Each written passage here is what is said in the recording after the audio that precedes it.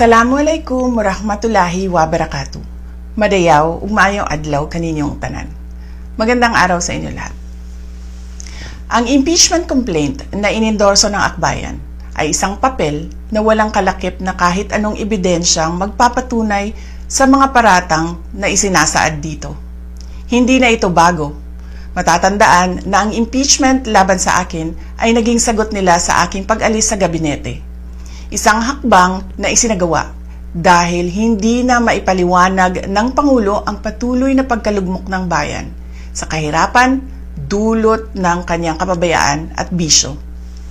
Noong 19th Congress, binuksan pa nila ang isang Investigation in Aid of Legislation, hindi upang lumikha ng batas, kundi upang magsagawa ng isang malinaw na fishing expedition para sa planadong impeachment laban sa akin. Paulit-ulit nilang ibinandera ang isyung Mary Grace Piatos bilang umano'y bahid ng katiwalian. Kahit na sa kabila ng lahat ng investigasyon ay wala silang naipakitang kahit isang direktang paglabag sa paggamit ng confidential funds. Sumunod na dito ang bentahan ng mga pirma para sa impeachment at ang mga tinaguriang for later release projects na ipinangako umano sa ilang miyembro ng Kamara upang itulang ang impeachment laban sa akin. Mga pangyayaring mismong inamin na ng ilang mambabatas sa kanilang mga naging pahayag. Mga kababayan, walang kredibilidad ang akbayan upang mag-endorso o magsumite ng impeachment complaint. Ilang ulit ng hayagang ipinahayag ng kanilang pinuno ang kanyang intensyong tumakbo sa pagkapangulo. Isang malinaw na indikasyon ng pampulitikang motibo sa likod ng kanilang mga hakbang.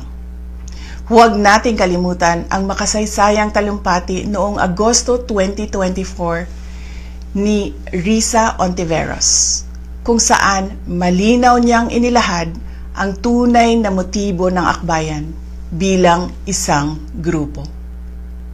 At habang ang anak niya ay may kapangyarihan pa, hindi magiging madali ang ating laban.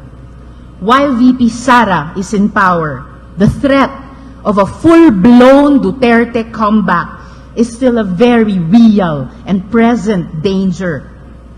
For one, they are supported by one major superpower, China. Kaya malinaw na lahat ng ito ay isang uri ng harassment at pang-aabuso sa proseso ng impeachment ng grupong akbayan.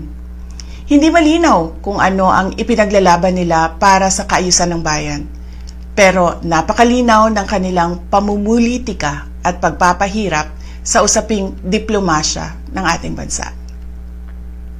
Sa huli, ang tunay na laban ay hindi lamang laban ng iisang tao o iisang grupo. Ito ay laban para sa katotohanan at sa dangal ng ating bansa. Naway magsilbi itong paalala sa ating lahat na ang kapangyarihan ng impeachment ay hindi dapat ginagawang sandata ng politika, kundi isang banal na proseso para sa hustisya at pananagutan. Sapagkat kapag nanaig ang abuso, ang tunay na talunan ay ang sambayanang Pilipino. Syukran.